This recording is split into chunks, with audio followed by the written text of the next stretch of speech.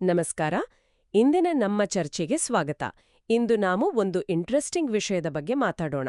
ಅನಾರೋಗ್ಯ ಬಂದಾಗ ನಮಗೆ ಭಯ ಆಗುತ್ತಲ್ಲ, ಆ ಭಯ ನಮ್ಮ ನಿರ್ಧಾರಗಳ ಮೇಲೆ ಹೇಗೆ ಪರಿಣಾಮ ಬೀರುತ್ತೆ, ಮತ್ತೆ ಈ ಟೆಕ್ನಾಲಜಿ ಇದೆಯಲ್ಲ, ಅದು ನಮಗೆ ಹೇಗೆ ಸಹಾಯ ಮಾಡಬಹುದು, ಇದರ ಬಗ್ಗೆ ಸ್ವಲ್ಪ ಆಳವಾಗಿ ನೋಡೋಣ. ಅಂದ್ರೆ, ನಾವು ತಗೊಳ್ಳೋ ಆರೋಗ್ಯದ ನಿರ್ಧಾರಗಳು ನಿಜವಾಗ್ಲೂ ನಮ್ಮ ಸ್ವಂತದ್ದಾ ಅಥವಾ ಆ ಭಯ, ಆ ಒತ್ತಡದಿಂದ ಬಂದಿದ್ದ? ಹೌದು, ಇದು ಬಹಳ ಮುಖ್ಯವಾದ ಪ್ರಶ್ನೆ ನೋಡಿ. ನಮಗೇನಾದರೂ ಲಕ್ಷಣಗಳು ಕಾಣಿಸ್ಕೊಂಡಾಗ ತಕ್ಷಣ ಏನಾಗುತ್ತೆ ಅಂದ್ರೆ, ನಮ್ಮ ಬಾಡಿಯಲ್ಲಿ ಈ ಸ್ಟ್ರೆಸ್ ಹಾರ್ಮೋನ್ಸ್ ಅಡ್ರಿನಲಿನ್, ಕಾರ್ಟಿಸೋಲ್ ಅಂತಾರಲ್ಲ, ಅವು ರಿಲೀಸ್ ಆಗುತ್ತೆ. ಓ ಹೌದಾ? ಹೌದು. ಇದು ನಮ್ಮ ತರ್ಕ ಇದೆಯಲ್ಲ, ಅಂದ್ರೆ ಲಾಜಿಕಲ್ ಥಿಂಕಿಂಗ್, ಅದನ್ನ ಸ್ವಲ್ಪ ಮಂದ ಮಾಡತ್ತೆ. ತಕ್ಷಣದ ರಿಯಾಕ್ಷನ್ ಅಂದ್ರೆ ಭಯ, ಆ ಕಡೆಗೆ ಮನಸ್ಸು ಹೋಗುತ್ತೆ. ಅಂದ್ರೆ ಆಗ ನಮ್ಮ ಫ್ರೀ ವಿಲ್ ಅಥವಾ ಸ್ವಇಚ್ಛೆ ಅಂತ ಹೇಳ್ತೀವಲ್ಲ, ಅದು ಕಡಿಮೆ ಆದ ಹಾಗೆ ಅನ್ಸುತ್ತಾ? ಹೌದೌದು. ಆ ಕ್ಷಣದಲ್ಲಿ ಸ್ವತಂತ್ರವಾಗಿ ಯೋಚನೆ ಮಾಡಿ ನಿರ್ಧಾರ ತಗೊಳ್ಳೋ ಶಕ್ತಿ ಸ್ವಲ್ಪ ಕಮ್ಮಿ ಆದ ಹಾಗೆ ಆಗುತ್ತೆ. ಹಾಗಾದ್ರೆ ಈ ಭಯ ಅನ್ನೋದು ಬರೀ ನಮ್ಮ ಮನಸ್ಸಲ್ಲಿ ಬರೋದಲ್ಲ, ಶರೀರದಲ್ಲೂ ಅದರ ಎಫೆಕ್ಟ್ ಇರುತ್ತೆ. ಖಂಡಿತ. ಇದು ಫಿಸಿಯೋಲಾಜಿಕಲ್ ರೆಸ್ಪಾನ್ಸ್. ಇದು ನೇರವಾಗಿ ನಮ್ಮ ನಿರ್ಧಾರಗಳ ಮೇಲೆ ಪರಿಣಾಮ ಬೀರುತ್ತೆ. ಅದಕ್ಕೆ ನೋಡಿ, ಸ್ವಲ್ಪ ಏನಾದ್ರೂ ಆದ್ರೂ ತಕ್ಷಣ ಡಾಕ್ಟರ್ ಹತ್ರ ಓಡೋದು, ಗಾಬರಿಯಾಗೋದು, ಇದೆಲ್ಲ ಆಗುತ್ತೆ. ಸರಿ ಸರಿ. ಈ ಭಯ ನಮ್ಮನ್ನ ಡಿಪೆಂಡೆಂಟ್ ಆಗಿ ಮಾಡುತ್ತೆ, ಅಂದ್ರೆ ಅವಲಂಬಿತರನ್ನಾಗಿ. ಪ್ರತಿ ಸಣ್ಣ ವಿಷಯಕ್ಕೂ ಡಾಕ್ಟರ್ ಹತ್ರ ಹೋಗ್ಬೇಕು, ಏನೋ ದೊಡ್ಡ ಸಮಸ್ಯೆ ಇರ್ಬೋದೇನೋ ಅನ್ನೋ ಆತಂಕ ಶುರುವಾಗುತ್ತೆ. ಇದ್ರಿಂದ ಈಗಿನ ಹೆಲ್ತ್ ಕೇರ್ ಸಿಸ್ಟಮ್ ಮೇಲೆ ಪ್ರೆಷರ್ ಜಾಸ್ತಿ ಆಗುತ್ತೆ ಅಲ್ವಾ? ಖಂಡಿತ. ಒತ್ತಡ ಜಾಸ್ತಿ ಆಗತ್ತೆ. ಅಷ್ಟೇ ಅಲ್ಲ, ಕೆಲವೊಮ್ಮೆ ಅನಗತ್ಯ ಟೆಸ್ಟ್ಗಳು, ಟ್ರೀಟ್ಮೆಂಟ್ಗಳು, ಆಮೇಲೆ ಮಿಸ್ಡಯಾಗ್ನೋಸಿಸ್ ಅಂದ್ರೆ ತಪ್ಪು ರೋಗ ನಿರ್ಣಯಕ್ಕೂ ಇದು ಕಾರಣ ಆಗ್ಬೋದು. ಯಾಕೆಂದ್ರೆ ವ್ಯಕ್ತಿ ಸರಿಯಾಗಿ ಯೋಚನೆ ಮಾಡೋ ಸ್ಥಿತಿಲಿರೋದಿಲ್ಲ. ಓಕೆ, ಈ ಒಂದು ಸನ್ನಿವೇಶದಲ್ಲಿ ತಾನೇ ಉಡುಪಿಯ ಕಾಡಿಯಾಲಿಯ ಡಾಕ್ಟರ್ ಕಾಡಿಯಾಲಿ ಶ್ರೀವತ್ಸ್ ಅವರು ಡೆವಲಪ್ ಮಾಡಿರೋ ಡಾಕ್ಟರ್ ಮಾಯಾ GPT ಬಗ್ಗೆ ಕೇಳಿದೆ. ಅವರು ಸುಮಾರು 40 ವರ್ಷ ಯುಕೆಯಲ್ಲಿ ಡಾಕ್ಟರ್ಸ್, ನರ್ಸಸ್ಗಳಿಗೆಲ್ಲ ಟೀಚ್ ಮಾಡಿದ ಅನುಭವ ಇಟ್ಕೊಂಡು ಪೇಷಂಟ್ಸ್ ಎಂಪವರ್ ಆಗ್ಲಿ ಅಂತ ಇದನ್ ಮಾಡಿದ್ದಾರೆ ಅಂತ ಅಂತಾರಲ್ಲ, ಏನಿದು ಇದ್ರ ಕಾನ್ಸೆಪ್ಟ್? ಡಾಕ್ಟರ್ ಮಾಯಾ GPTಯ ಮುಖ್ಯ ಉದ್ದೇಶವೇ ಅದು. ಭಯವನ್ನ ಕಡಿಮೆ ಮಾಡೋದು, ಜನರಿಗೆ ಸರಿಯಾದ ಮಾಹಿತಿ ಕೊಟ್ಟು ಅವರೇ ಒಂದು ತಿಳುವಳಿಕೆಯುಳ್ಳ ನಿರ್ಧಾರ ತಗೊಳ್ಳೋ ಹಾಗೆ ಮಾಡೋದು.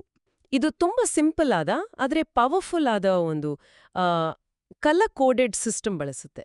ಕಲರ್ ಕೋಡೆಡ್ ಸಿಸ್ಟಮ್ ಅಂದ್ರೆ ಬಣ್ಣಗಳದ್ದ? ಅದು ಹೇಗೆ ಕೆಲಸ ಮಾಡುತ್ತೆ? ಹೌದು, ಬಣ್ಣಗಳು ಕೆಂಪು, ಹಳದಿ, ಹಸಿರು, ನೀಲಿ, ಹೀಗೆ. ಈಗ ಪೇಷಂಟ್ಸ್ ತಮ್ಮ ಲಕ್ಷಣಗಳನ್ನ ಇದರಲ್ಲಿ ಎಂಟರ್ ಮಾಡಿದಾಗ AI ಅದನ್ನ ಅನಲೈಸ್ ಮಾಡಿ ಪರಿಸ್ಥಿತಿ ಎಷ್ಟು ಗಂಭೀರವಾಗಿದೆ ಅಂತ ಹೇಳುತ್ತೆ. ಅಂದ್ರೆ ಇದು ಸಣ್ಣ ಸಮಸ್ಯೆನಾ, ಅಥವಾ ತಕ್ಷಣ ಡಾಕ್ಟರ್ ನೋಡ್ಬೇಕಾ, ಅಥವಾ ಇದು ಸಾಂಕ್ರಾಮಿಕ ಇರಬಹುದಾ ಅಂತ. ಹೋ, ಇಂಟ್ರೆಸ್ಟಿಂಗ್. ಹೌದು, ಅದಕ್ಕೆ ಈ ಬಣ್ಣಗಳನ್ನ ಬಳಸುತ್ತೆ. ಕೆಂಪು ಅಂದ್ರೆ ಬಹುಶಃ ತುರ್ತು ಪರಿಸ್ಥಿತಿ, ಹಸಿರು ಅಂದ್ರೆ ಸಣ್ಣ ಸಮಸ್ಯೆ, ಮನೆಯಲ್ಲೇ ನಿಭಾಯಿಸ್ಬೋದು, ಈ ರೀತಿ.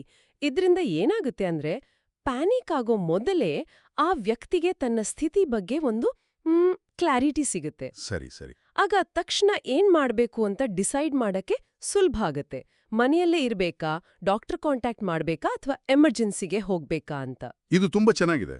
ಹಾಗಾದ್ರೆ ಇದು ಬರೀ ಮಾಹಿತಿ ಕೊಡೋ ಟೂಲ್ ಅಷ್ಟೇ ಅಲ್ಲ, ಆ ಭಯದ ಸಮಯದಲ್ಲಿ ನಾವು ಕಳ್ಕೊಳ್ಬಹುದಾದ ನಮ್ಮ ಸ್ವ ಇಚ್ಛೆ ಇದೆಯಲ್ಲ, ಅಂದ್ರೆ ನಮ್ಮ ಆಯ್ಕೆಯ ಸ್ವಾತಂತ್ರ್ಯ, ಅದನ್ನ ವಾಪಸ್ ಪಡೆಯೋಕೆ ಹೆಲ್ಪ್ ಮಾಡುತ್ತೆ ಅನ್ಬೋದಾ? ಖಂಡಿತವಾಗಿಯೂ. ಅದೇ ಇದರ ಮುಖ್ಯ ಗುರಿಗಳಲ್ಲಿ ಒಂದು. ನಿಮ್ಮ ಮಾತು ನಿಜ. ಅನಗತ್ಯವಾಗಿ ಹಾಸ್ಪಿಟಲ್ಗೆ ಹೋಗೋದನ್ನ ತಪ್ಸೋದು, ತಪ್ಪು ರೋಗ ನಿರ್ಣಯ ಕಡಿಮೆ ಮಾಡೋದು, ಓವರ್ ಮೆಡಿಕೇಶನ್ ಅಂದ್ರೆ ಜಾಸ್ತಿ ಔಷಧಿ ತಗೊಳ್ಳೋದನ್ನ ಕಂಟ್ರೋಲ್ ಮಾಡೋದು, ಇದೆಲ್ಲ ಇದರ ಉದ್ದೇಶ. ಈ ಡಾಕ್ಟರ್ ಮೇಲಿನ ಅವಲಂಬನೆ ಇದೆಯಲ್ಲ, ಆ ಕಲ್ಚರ್ನ ಇದು ಬದಲಾಯಿಸಬಹುದಾ? ಹೌದು, ಅದು ಒಂದು ಪ್ರಯತ್ನ. ಒಬ್ಬ ನಂಬಿಕಸ್ಥ ಗೆಳೆಯನ ತರಹ ಇದು ಶಾಂತವಾಗಿ ಸರಿಯಾದ ಸಮಯಕ್ಕೆ ಗೈಡೆನ್ಸ್ ಕೊಡುತ್ತೆ. ಇದ್ರಿಂದ ಜನರು ತಮ್ಮ ಆರೋಗ್ಯದ ಕಂಟ್ರೋಲನ್ನ ತಮ್ಮ ಕೈಗೆ ತಗೋಬೇಕು ಅಂತ ಪ್ರೋತ್ಸಾಹ ಸಿಗುತ್ತೆ. ಮನಸ್ಸು ಯಾವಾಗ ಶಾಂತವಾಗುತ್ತೋ ದೇಹ ಕೂಡ ಬೇಗ ಗುಣ ಆಗೋಕೆ ಶುರು ಆಗುತ್ತೆ ಅನ್ನೋ ಒಂದು ನಂಬಿಕೆ ಇದೆಯಲ್ಲ, ಅದಕ್ಕೂ ಇದು ಸಹಾಯ ಮಾಡುತ್ತೆ. ಅಂದ್ರೆ ವೈದ್ಯರನ್ನ ಸಂಪೂರ್ಣವಾಗಿ ಅವಲಂಬಿಸೋದಕ್ಕಿಂತ ಒಂದು ಜವಾಬ್ದಾರಿಯುತ ಸ್ವಯಂ ಆರೈಕೆಗೆ ಇದು ಪ್ರೋತ್ಸಾಹ ಕೊಡುತ್ತೆ. ಖಂಡಿತ. ಜವಾಬ್ದಾರಿಯುತ ಅನ್ನೋ ಪದ ಮುಖ್ಯ ಇಲ್ಲಿ. ಹಾಗಾದ್ರೆ ನಮ್ಮ ನಿರ್ಧಾರಗಳು, ವಿಶೇಷವಾಗಿ ಅನಾರೋಗ್ಯದ ಸಮಯದಲ್ಲಿ, ಪೂರ್ತಿಯಾಗಿ ನಮ್ಮ ಸ್ವಂತದ್ದಲ್ಲದಿರಬಹುದು. ಭಯ, ಹಾರ್ಮೋನುಗಳು ಇವೆಲ್ಲ ಪರಿಣಾಮ ಬೀರುತ್ತೆ. ಆದ್ರೆ ಈ ಡಾಕ್ಟರ್ ಮಾಯಾ GPT ತರಹದ ಟೂಲ್ಸ್ ನಮಗೆ ಮಾಹಿತಿ ಕೊಟ್ಟು ಭಯವನ್ನ ಮ್ಯಾನೇಜ್ ಮಾಡಿ ಹೆಚ್ಚು ತರ್ಕಬದ್ಧವಾದ ನಮ್ಮ ಸ್ವಂತ ಅಂತ ಅನಿಸೋ ಆಯ್ಕೆಗಳನ್ನ ಮಾಡೋಕೆ ಸಹಾಯ ಮಾಡುತ್ತೆ. ಹೌದು. ಇದು ಬರೀ ಹೆಲ್ತ್ ಮ್ಯಾನೇಜ್ಮೆಂಟ್ ಅಲ್ಲ, ನಮ್ಮ ಸ್ವಾಯತ್ತತೆ ಅಂದ್ರೆ ಆಟೋನಾಮಿ ವಾಪಸ್ ಪಡೆಯೋ ಪ್ರಯತ್ನ ಕೂಡ ಹೌದು. ಖಂಡಿತವಾಗಿಯೂ. ನೋಡಿ, ಈ ತರದ ಟೆಕ್ನಾಲಜಿಗಳು ಹೆಲ್ತ್ ಕೇರ್ ಅನ್ನ ಎಲ್ಲರಿಗೂ ಸುಲಭವಾಗಿ ಸಿಗೋ ಹಾಗೆ ಮಾಡುತ್ತೆ, ಅದನ್ನ ಹೆಚ್ಚು ಡೆಮೋಕ್ರೆಟಿಕ್ ಮಾಡುತ್ತೆ ಅಂತ ಹೇಳ್ಬೋದು. ರೋಗಿಯ ಪಾತ್ರವನ್ನ ಕೇವಲ ಪ್ಯಾಸಿವ್ ಆಗಿ ಸ್ವೀಕರಿಸೋದ್ರಿಂದ ಆಕ್ಟಿವ್ ಆಗಿ ಭಾಗವಹಿಸೋ ಕಡೆಗೆ ತಗೊಂಡು ಹೋಗುತ್ತೆ. ಖಂಡಿತ. ಹಾಗಾದ್ರೆ ನಮ್ಮ ಕೇಳುಗರು ಯೋಚನೆ ಮಾಡೋಕೆ ಒಂದು ಕೊನೆಯ ಪ್ರಶ್ನೆ. ನಮ್ಮ ಆರೋಗ್ಯದ ನಿರ್ಧಾರಗಳಲ್ಲಿ ಈ ಟೆಕ್ನಾಲಜಿ ಮತ್ತು ನಮ್ಮ ಸ್ವಂತ ಅರಿವು ಇವು ಸ್ವಇಚ್ಛೆ ಅನ್ನೋ ಕಾನ್ಸೆಪ್ಟನ್ನು ಹೇಗೆ ಬದಲಾಯಿಸಬಹುದು? ಈ AI ಟೂಲ್ಸ್ ಇದೆಯಲ್ಲ, ಇದು ನಮ್ಮ ವೈಯಕ್ತಿಕ ಜವಾಬ್ದಾರಿ ಮೇಲೆ ಮತ್ತೆ ಮೆಡಿಕಲ್ ಎಥಿಕ್ಸ್ ಮೇಲೆ ಮುಂದೆ ಯಾವ ರೀತಿ ಪರಿಣಾಮ ಬೀರಬಹುದು? ಇದ್ರ ಬಗ್ಗೆ ಯೋಚಿಸಿ. ಬಹುಶಃ ಮುಂದಿನ ಚರ್ಚೆಗೆ ಇದೊಂದು ಒಳ್ಳೆ ವಿಷಯ ಆಗಬಹುದು. ಹೌದು, ಖಂಡಿತ.